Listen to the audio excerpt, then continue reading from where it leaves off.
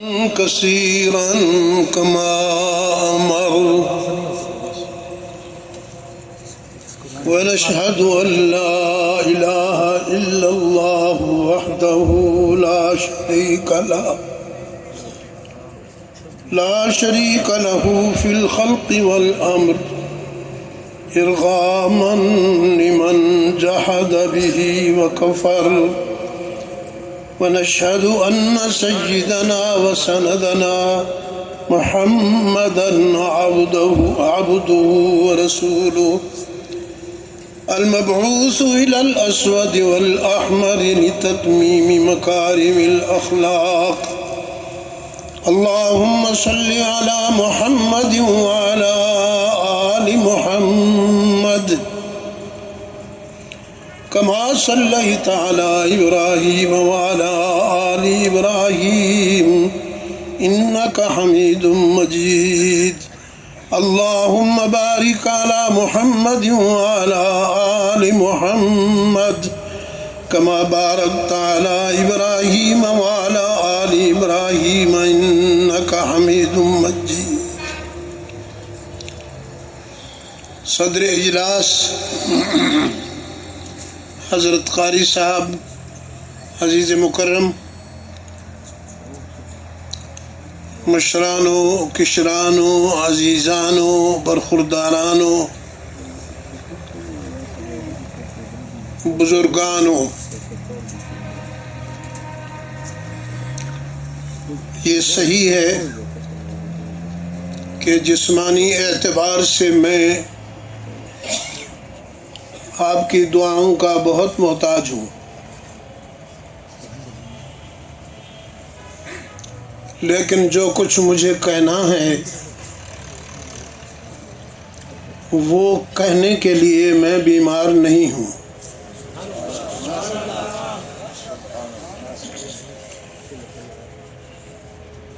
ذکر اور وہ بھی رحمت للعالمین کا روح الامین کی زبان چاہیے اسے بیان کرنے کے لیے، اور صدیق اکبر کا دل چاہیے اسے سننے کے لیے۔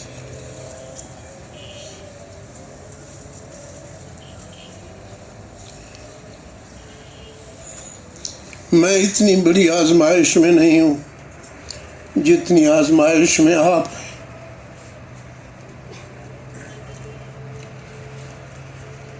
وہ ذات اقدس جس کے تذکرے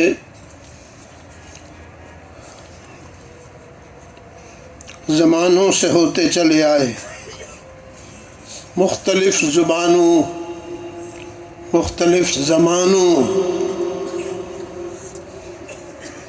اور مختلف اوقات میں ہوتے چلے آئے۔ میرا ایمان ہے کہ ابھی تک اس ذکر کا حق ادا نہیں ہو سکا۔ ہر بات بار بار کہی جائے تو پرانی ہو جاتی ہے۔ حیات آباد والو، اللہ تعالیٰ تمہاری حیات کو تابندہ رکھے۔ ہر بات پرانی ہو جاتی ہے، لیکن وَرَفَعْنَا لَكَ ذِكْرَكَ کے تقاضے اللہ نے یوں پورے کیے کہ اپنے محبوب کے اذکار کو، تذکروں کو زندہ جاوید کر دیا۔ صدیاں گزر گئیں لیکن یہ پرانے نہیں ہوئے۔ زمانہ آزما چکا، آزما رہا ہے، آزمائے۔ جوں جوں یہ تذکرہ بڑھتا جائے گا اس کے شباب میں اضافہ ہوتا جائے گا، اس کی جوانی میں اضافہ ہوتا جائے گا، اور بنی نوع انسان کو زندگی گزارنے کے لیے کامیابی کا راستہ یہیں سے ملے گا۔ عزیزان گرامی، مخدومۃ المسلمین سیدہ عائشہ صدیقہ سلام اللہ علیہا سے ان کے روحانی فرزندوں نے پوچھا آپ ہمیں رسول اکرم کے سیرت کے حالات بتائیں کہ آپ نے اللہ کے رسول کو قریب سے دیکھا ہے۔ دو خوش نصیب انسان ہیں دنیا میں جنہوں نے اللہ کے رسول کو اتنا قریب سے دیکھا ہے کہ جبرائیل کو بھی وہ قرب نصیب نہیں ہو سکا۔ ان میں سے ایک مرد ہے، ایک عورت ہے۔ مرد صدیق اکبر ہے، عورت انہی کی لخت جگر سیدہ عائشہ صدیقہ ہے۔ اپنے روحانی بیٹوں کے سوال پر فرمانے لگیں حل تقرؤون کتاب اللہ، تم قرآن پڑھتے ہو کہ نہیں؟ انہوں نے عرض کیا پڑھتے ہیں۔ فرمایا تو پورا قرآن محمد عربی کے تذکار سے بھرا ہوا ہے۔ صدیقہ کائنات زوجہ اطہر رسول اللہ صلی اللہ علیہ وسلم کی، انہوں نے فرمایا قرآن جتنا زیادہ پڑھو گے تمہیں رحمت للعالمین صلی اللہ علیہ وسلم کی سیرت سمجھ میں آئے گی۔ مجھ سے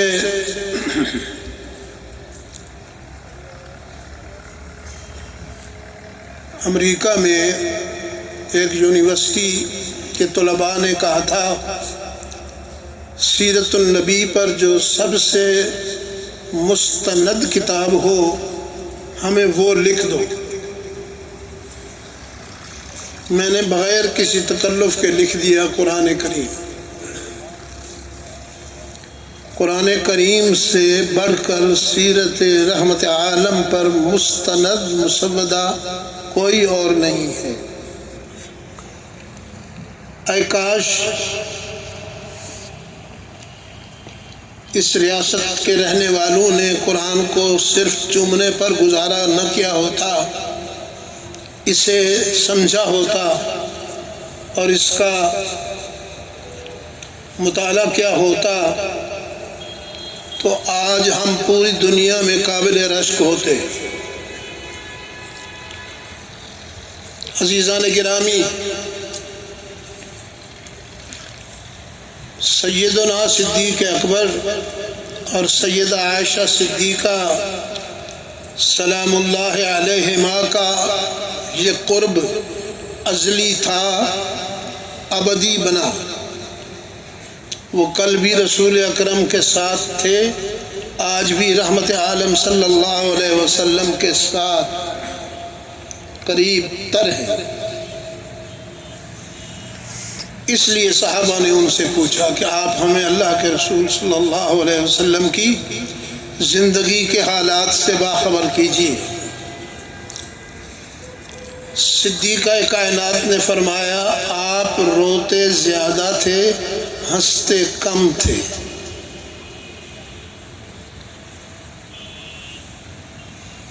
یہاں تک کہ ہنستے وقت عموماً اندرونی دانت نظر آ جایا کرتے ہیں، لیکن ہم نے کبھی اللہ کے رسول صلی اللہ علیہ وسلم کے دانت، اندرونی دانت، انتہائی خوشی کے عالم میں بھی نہیں دیکھے۔ آپ کی ہنسی تبسم کی حد تک ہوا کرتی تھی اور آواز تو کسی نے سنا ہی نہیں، کہا تو کسی نے سنا ہی نہیں۔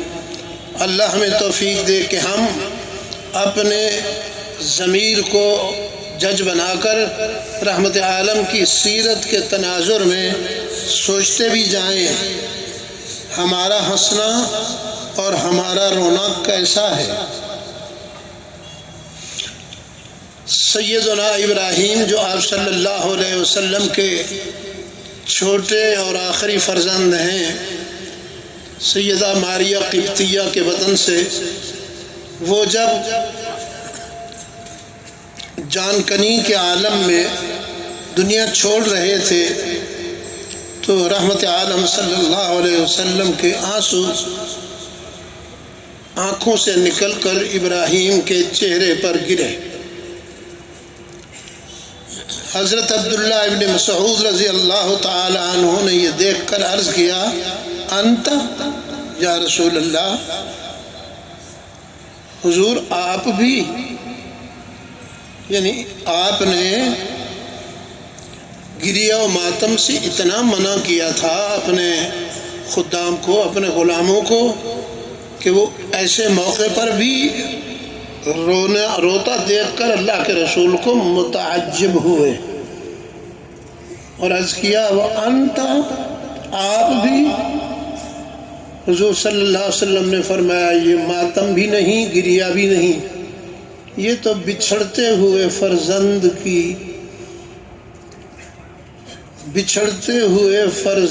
کی یاد میں ایک دکھی باپ کا خراج عقیدت ہے، جس سے میں نے نہیں روکا، نہ تمہیں روکا نہ خود کو روکا، اس حد تک کوئی بات نہیں۔ میرے عزیزو، رسول اکرم صلی اللہ علیہ وسلم کی سیرت صرف خوشنما کہانی نہیں کہ اسے سنا اور بیان کیا جائے، یہ زندگی گزارنے کے لیے ایک بہترین اسوہ حسنہ ہے۔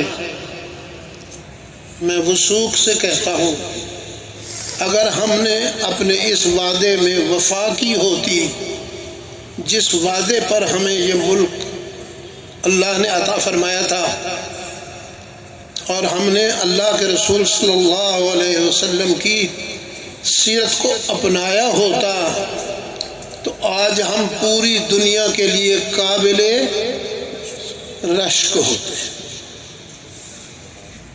آج ہم پر دنیا رشک کرتی، لیکن ہم جہاں پہنچے ہوئے ہیں، مجھے کچھ کہنے کی ضرورت نہیں۔ رسول اکرم صلی اللہ علیہ وسلم کی سیرت صرف کہنے سننے کی چیز نہیں، سننے سے زیادہ اپنانے کی چیز ہے۔ اپنانے کا فیصلہ کیجئے۔ آپ کے گھروں میں رسول اکرم صلی اللہ علیہ وسلم کی سیرت کی روشنی نظر آنی چاہیے۔ آپ کے دفتروں میں رحمت عالم کی سیرت کی روشنی نظر آنی چاہیے۔ آپ کے اداروں میں رحمت للعالمین کی سیرت کا حسن و جمال نظر آنا چاہیے۔ آپ کے بچوں میں رحمت عالم کا حسن و جمال، سیرت کا حسن و جمال نظر آنا چاہیے۔ انشاءاللہ ہماری بگڑی بننے میں دیر نہیں لگے گی۔ اب جو بگڑ چکی ہے، اللہ اس کو بنانے میں دیر نہیں فرمائیں گے۔ میرے عزیز دوستو، سب سے پہلے تو میں آپ کو مبارکباد نہ دے سکا، جلدی کرتا ہوں، دے دیتا ہوں۔ آپ کے انداز کو، جس انداز میں آپ یہ تقریب مناتے ہیں، خراج تحسین پیش کرتا ہوں، اور جہاں تک اللہ نے مجھے پہنچایا میں مثال دیا کروں گا کہ رسول اکرم صلی اللہ علیہ وسلم کی سیرت کو یاد کرنے کے لیے یا اپنانے کے لیے یا منانے کے لیے حیات آباد کے مسلمانوں کا طرز اختیار کرو، جس میں تصنع نہیں وقار ہے، جس میں تصنع نہیں وقار ہے۔ میں نے یہ انداز دارالعلوم دیوبند کی ایک تقریب میں دیکھا تھا، پھر جامعہ اسلامیہ ڈابیل کی ایک تقریب میں دیکھا تھا کہ وہ میری باتوں کو خاموشی سے سنتے رہے۔ میں نے ایک دو موقع پر ان سے کچھ کہلوانا چاہا، تو معتمم صاحب جو اس تقریب کے صدر بھی تھے، انہوں نے عرض کیا، بلکہ انہوں نے فرمایا، ہم نے اپنی قوم کو اپنے بزرگوں کی باتیں سننے کے لیے تیار کیا ہے، بزرگوں کے سامنے بولنے کے لیے تیار ہی نہیں کیا۔ آپ اس کی توقع ہی نہ رکھیں کہ آپ کے سامنے یہ لب کشائی کریں گے۔ یہ سننے کے لیے آئے ہوئے ہیں، لب کشائی نہیں کریں گے۔ ہم جو کچھ کرتے ہیں مجھے کچھ کہنے کی ضرورت نہیں، آپ کے ضمیر کو جج بناتا ہوں اور آپ پر چھوڑتا ہوں۔ کیا اپنے محسنوں کی یاد یوں منائی جاتی ہے جس طرح ہم مناتے ہیں؟ اللہ کے رسول صلی اللہ علیہ وسلم نے کامیابیاں بہت حاصل کیں، میں صرف ایک کامیابی آپ کے سامنے رکھوں گا اور اس کے ساتھ ایک میسج کنوے کروں گا۔ ہم چاہتے ہیں کہ ہمیں فوراً بلا تاخیر کامیابی ملنی چاہیے، بس ہم چاہیں اور حق تعالی ہمیں وہ کامیابی عطا کر دے۔ اسوہ رسول کی روشنی میں میں آپ کو بتاؤں گا کہ بڑی کامیابیاں حاصل کرنے کے لیے بڑی قربانیاں دینا پڑتی ہیں۔ بڑی قربانیاں دیے بغیر بڑی کامیابی کی تمنا کرنا انصاف نہیں ہے۔ اللہ کے رسول صلی اللہ علیہ وسلم 6 ہجری میں مکہ تشریف لائے تھے۔ آرزو تھی بیت اللہ کا طواف بھی ہو جائے اور ہم یہاں سے رب العزت کا شکر گزار بن کر واپس لوٹے، لیکن سنگ دلوں نے راستہ روکا اور یہاں تک روکا کہ آپ صلی اللہ علیہ وسلم کو درا حالے کہ آپ احرام کی حالت میں تھے، بغیر عمرہ کیے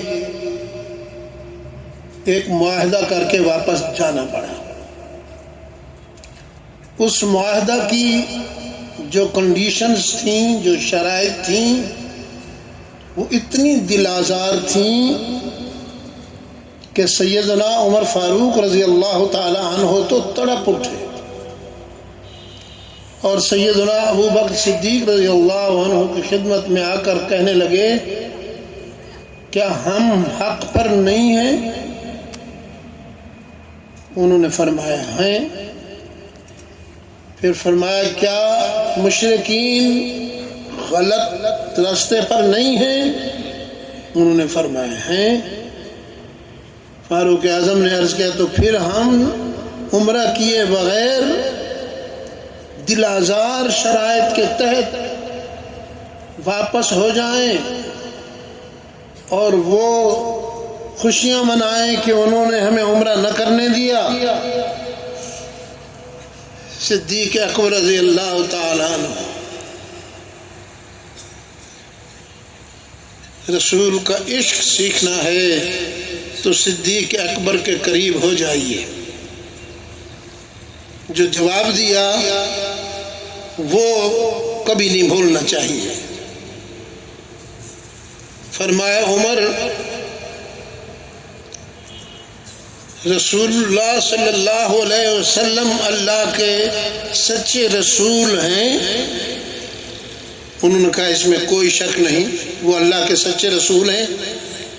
فرمایا تو پھر اس میں بھی کوئی شک نہیں کہ اللہ اپنے رسول کو ناکام نہیں بنائے گا، وہ جو کچھ کہہ رہے ہیں سچ ثابت ہوگا۔ ہماری آزمائش اور ہمارا امتحان یہ ہے کہ ہم قائد کی اطاعت کریں۔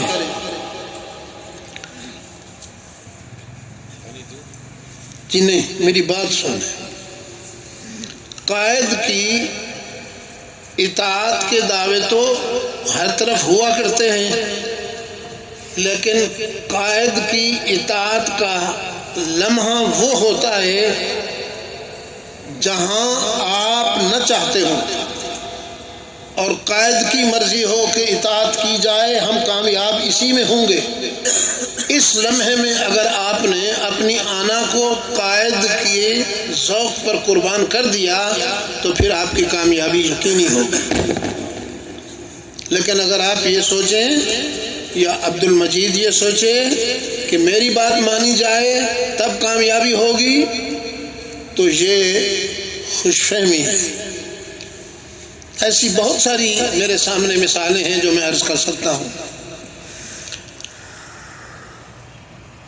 پھر اللہ کے رسول صلی اللہ علیہ وسلم کی خدمت میں آپ کے تیار کردہ یہ دونوں مثالی شاگرد حاضر ہوئے اور وہی بات دہرائی ہوئی۔ کیا وہ غلط نہیں ہیں اور ہم سچے نہیں ہیں؟ رسول اکرم صلی اللہ علیہ وسلم نے فرمایا بالکل وہ غلط ہیں، ہم سچے ہیں۔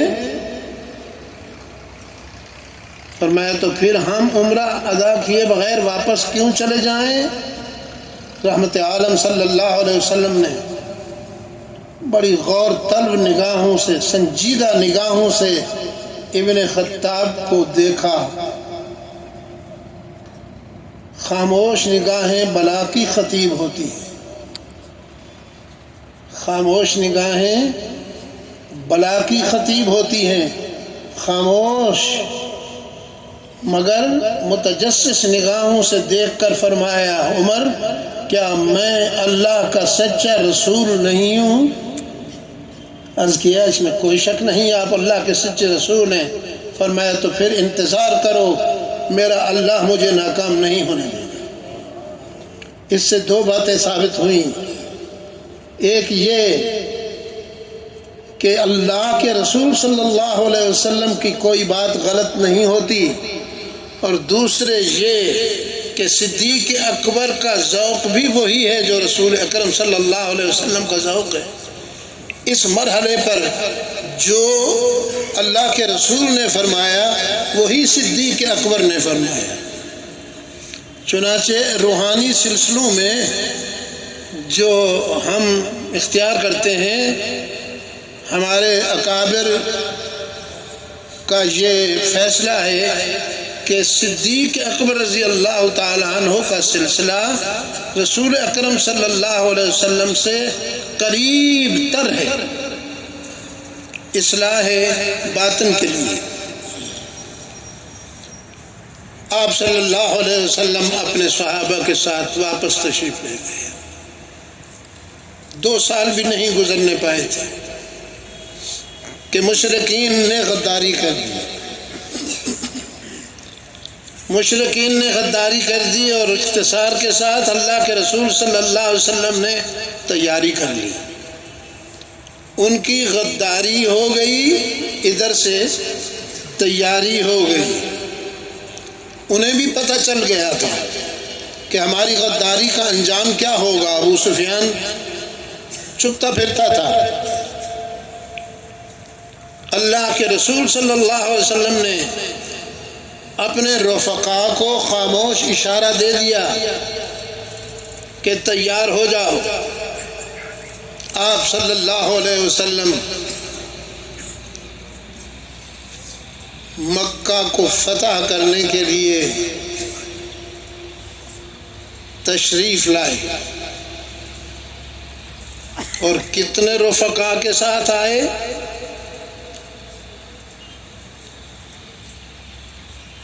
آپ سے مدد چاہتا ہوں، 10,000 رفقا کے ساتھ آئے۔ 10,000 رفقا کے ساتھ آئے۔ مکہ جسے فتح مبین کہتا ہے قرآن کریم، کو فتح کرنے کے لیے اور حلوائیوں کو مزہ چکھانے کے لیے رسول اکرم صلی اللہ علیہ وسلم کا قافلہ مکہ پہنچا۔ ابو سفیان نے اللہ کے رسول صلی اللہ علیہ وسلم کے قافلے کو دیکھا، آپ کے غلاموں سے کہنے لگا آج تو ابن عبداللہ کی وجاہت آسمانوں سے باتیں کر رہی ہے، آج تو ابن عبداللہ کی وجاہت آسمانوں سے باتیں کر رہی ہے۔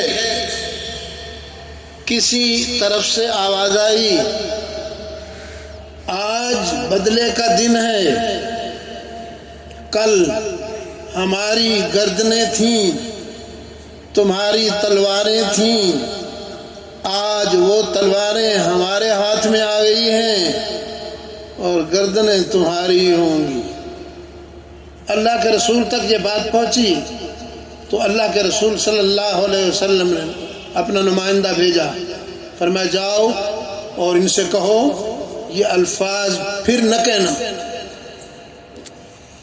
بظاہر تو ان الفاظ میں جلالت تھی، بظاہر تو ان الفاظ میں وجاہت تھی، لیکن رحمت للعالمین کو چوٹ لگی، میری رحمت کو چوٹ لگی، میں یہ الفاظ دوبارہ نہیں سنوں گا۔ ہم بدلہ لینے نہیں آئے، ہم معاف کرنے کے لیے آئے۔ مجھے میرے رب نے عالمین کے لیے رحمت قرار دیا ہے، مسلمین کے لیے، صرف مسلمین کے لیے نہیں، صرف مؤمنین کے لیے رحمت نہیں قرار دیا، میں تو چیونٹیوں کے لیے بھی رحمت ہوں، میں تو حشرات کے لیے بھی رحمت بنایا گیا ہوں۔ یہ الفاظ پھر تمہارے زبان پر نہیں آنی چاہیے۔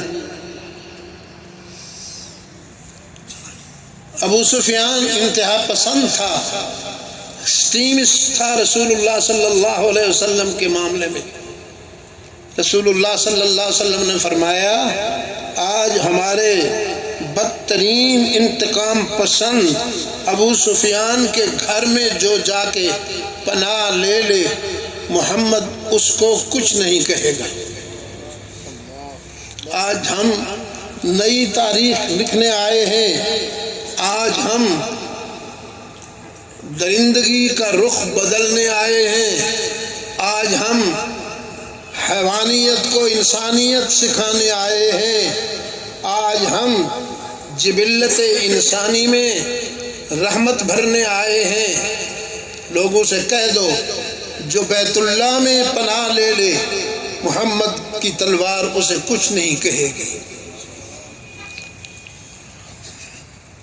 یہ آواز سب نے سنی، حیرت ہوئی۔ ہم نے بڑی کامیابیاں دیکھی ہیں، بڑی فتوحات دیکھی ہیں، ہم نے فاتحین کو بھی دیکھا، مفتوحین کو بھی دیکھا، لیکن یہ کیسا فاتح ہے کہ فتح کے دن جس کا سر فخر سے بلند نہیں ہوا بلکہ عاجزی میں اتنا جھکا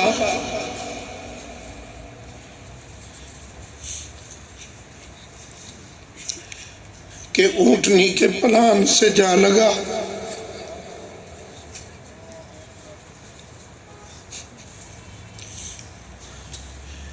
آپ کے ساتھ بیٹھا ہوا آپ کا چہتا غلام،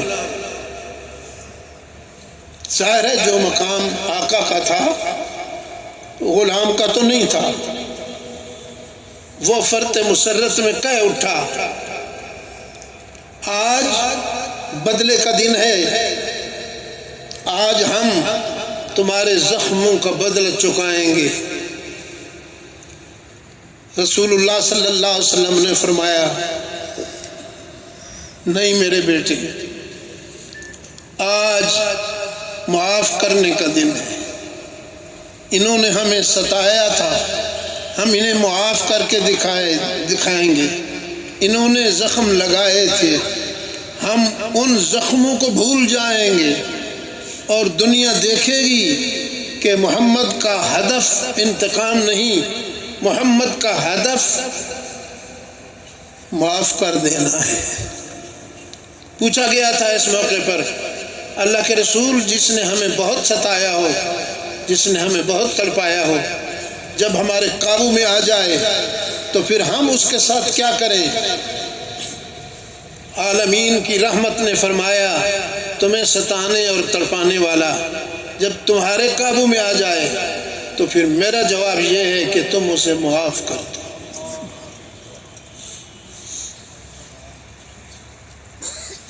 اس سے دل نشین بدلہ کوئی نہیں ہے، اس سے دل نشین بدلہ کوئی نہیں ہے۔ دشمن کو چیر پھاڑ کے رکھ دینا درندگی ہے، دشمن کو گلے لگا لینا انسانیت ہے۔ میں انسانیت کا نمائندہ ہوں، میں انسانیت کے آنگن میں بہار لایا ہوں، میں موسم خزاں میں پھول کھلانے آیا ہوں۔ اس لیے جس نے تمہیں تڑپایا ہو، ستایا ہو، دکھ پہنچائے ہوں، جب وہ تمہارے قابو میں آئے تو تم اسے معاف کر کے دکھاؤ کہ یہ محمدیت ہے۔